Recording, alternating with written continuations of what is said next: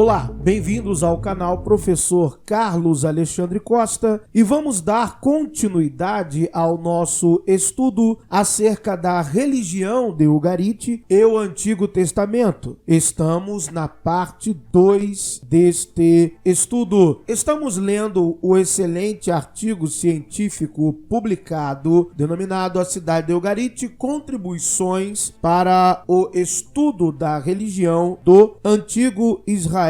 O autor do artigo é Rogério Lima de Moura. Rogério Lima de Moura é bacharel em teologia pela Universidade Presbiteriana Mackenzie, mestre em ciências da religião pela Universidade Metodista de São Paulo. Estamos estudando seu excelente artigo, também estou me utilizando de apoio de outras referências bibliográficas que falam acerca do tema. Então eu vou lendo o artigo e também trazendo os meus comentários. Vamos dar continuidade do último parágrafo da página 8, o exato ponto aonde paramos no estudo anterior. O mapeamento das divisões do espaço cósmico e divino é feito pela separação entre deidades e demônios. Deidades habitam lugares próximos do cultivo e das pessoas, enquanto demônios ou monstros não. As deidades possuem lugar de culto e montanhas sagradas, e vários textos de Ugarit demonstram isso. El,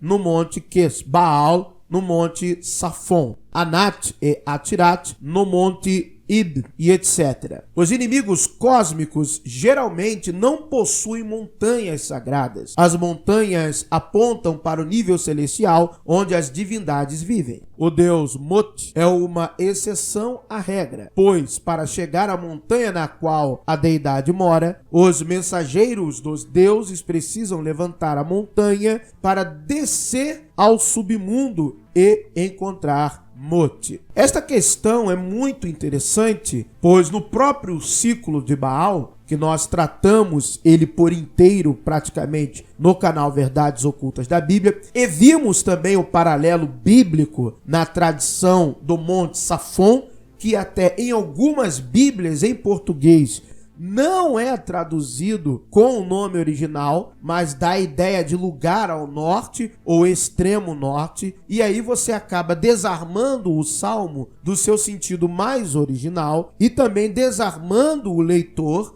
comum, não o exegeta que estará lendo na língua original, mas desarma o leitor comum da possibilidade de fazer o paralelo, a correlação entre a literatura ugarítica, por exemplo, e a literatura da Bíblia hebraica. El tinha sua montanha sagrada. Inclusive, nós demonstramos através de um estudo do livro Deus no Antigo Testamento, com evidências exegéticas, com evidência material, literária de Ugarit, que até mesmo o epíteto El Shaddai, na verdade, não seria o Senhor Todo-Poderoso, mas Shaddai, o vocábulo ali, faria menção à dimensão da montanha cósmica em que El habita, reina e governa. Nós abrimos os textos e demonstramos isso claramente. Curiosamente, nós vemos também nos Salmos a necessidade de Yud-Re, Vav-Re, ter uma montanha, um monte sagrado. No caso da Bíblia hebraica, o Monte Sião. No nível cósmico e vertical, as deidades benéficas habitam o céu, enquanto as forças monstruosas e demoníacas habitam o submundo ou o oceano cósmico. Mais especificamente, os reinos são divididos pelas divindades Baal, Yan e Mot. Baal governa o céu, Yan o mar e Mot o submundo. É muito semelhante a Zeus, Poseidon e Hades. A única diferença é que, no caso, de acordo com o ciclo de Baal, ele será eleito posteriormente ou escolhido como aquele que em algum momento se assentará no trono de El. Em algum momento ele terá a graça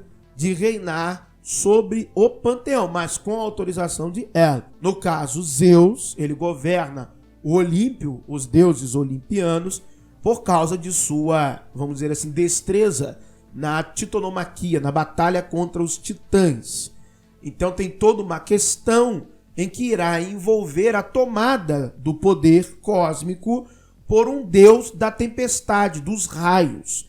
E essa fórmula, ela é muito conhecida. Nós vamos trabalhar ela aqui também quando nós falarmos acerca dos dragões nas mitologias antigas, até chegarmos ao dragão do Apocalipse. Porque sim, é muito curioso que muitas destas criaturas, pelo menos na literatura ugarítica, não se encontram necessariamente no reino de Mot, no submundo, mas no mar, com Ian. Taninin, né, que seria o monstro cósmico, o monstro marinho, perdão, o Leviatã também, todas essas Raab, todos estes monstros, não Raab lá do livro de Josué, Raab mesmo o monstro, que aparece nos Salmos, no livro de Jó e no livro do profeta Isaías. Então todos estes monstros eu já demonstrei que são da literatura ugarítica, lá no canal Verdades Ocultas da Bíblia. Eu abri esses textos, abri o Ciclo de Baal, tem um livro muito interessante que é o Ciclo de Baal, volume 2, do professor, o acadêmico norte-americano Mark S. Smith. Então ele fez esse trabalho de traduzir e botar ali as notas acadêmicas, né, os paralelos com a Bíblia hebraica e outras literaturas também do Oriente Próximo. Então é muito interessante você poder ler diretamente os textos ugaríticos e poder observar você mesmo estes paralelos com a Bíblia hebraica e outras literaturas que vão lhe trazer outra cosmovisão acerca da Bíblia. Em contraste com o centro, a estepe é caracterizada como uma região de rochas e arbustos. A estepe se caracteriza como lugar de perigo e transição. É nessa região que vão surgir os inimigos de Baal, o deus da fertilidade, para confrontá-lo. Entre as divindades benéficas de Ugarit, podemos identificar níveis de hierarquia entre os deuses. No topo, temos um deus que reina e sua rainha consorte, no caso El e Asherá. Abaixo, temos outras divindades que servem ou são subordinadas às divindades chefes do panteão. Segundo esse esquema, podemos separar os níveis do panteão ugarítico em a alta autoridade do panteão, deuses de maiores destaques, deuses artesãos, do qual eu destaco um, que é o Kotar War Haziz, que seria equivalente ao Hefesto na mitologia grega, e aliás é o Kotar que faz as armas que vão dar vitória a Baal sobre Ian. E curiosamente, no texto da Bíblia hebraica, em um salmo, você vê Yud-He Vav-He se utilizando dessas armas para vencer, né, o mar, que na verdade é Ian, né, dominou, fendeu os mares, na verdade ele fendeu a testa de Ian, deus de Ugarit.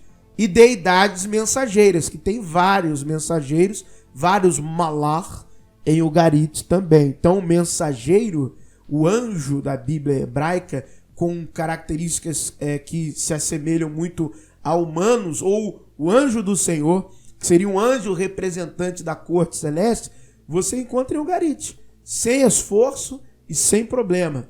Logo na literatura básica acerca do ciclo de Baal, você encontra ali facilmente. Principalmente que Baal e Ian ficam praticamente se insultando através de mensageiros, através de malar.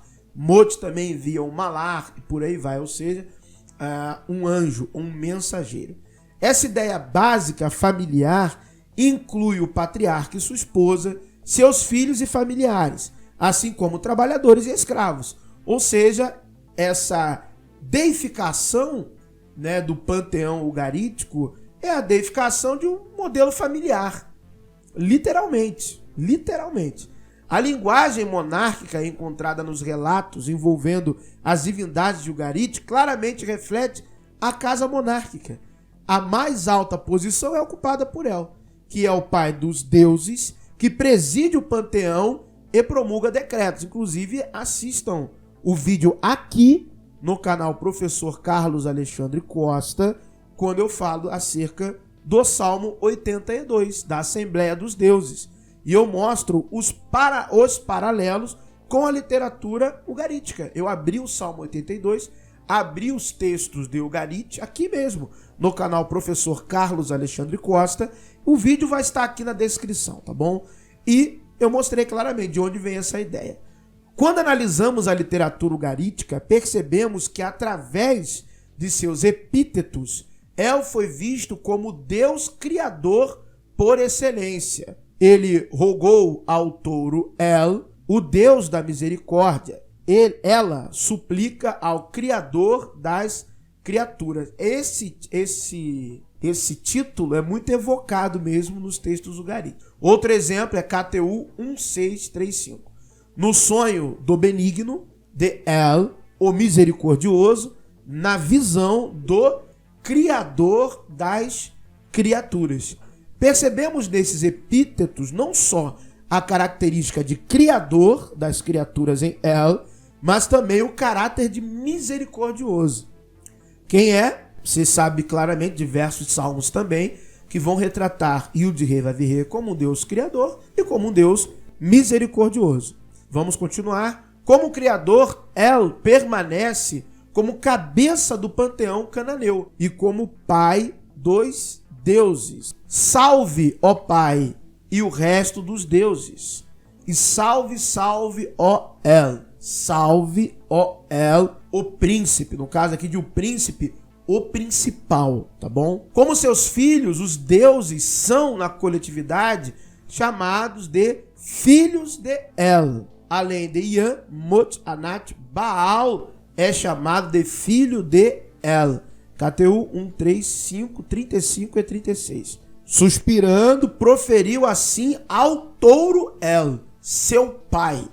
El, o rei que criou ele. Neste texto, Anat está na presença de El, requerendo a construção de um palácio para Baal. Anat se refere a Baal como filho de El, aquele que o criou. O próprio Baal exalta El como aquele que formou e criou os deuses. KTU 1:10, 3, 6 e 7. Eis, nosso Criador é eterno. Eis, imutável é ele que nos formou. Fica claro que El é lido na literatura ugarítica como pai dos deuses, misericordioso, imutável e criador das criaturas. Por esses motivos, os deuses o reverenciam como um deus ancião, pai dos anos e chefe conselheiro do panteão, ou seja, o ancião de dias, né, que você vê lá no livro de Daniel e também no livro de Enoque. Bom, meus amigos, eu vou encerrar a leitura por aqui para não ficar muito extenso. Continue acompanhando nossos estudos no canal Professor Carlos Alexandre Costa. Um abraço a todos.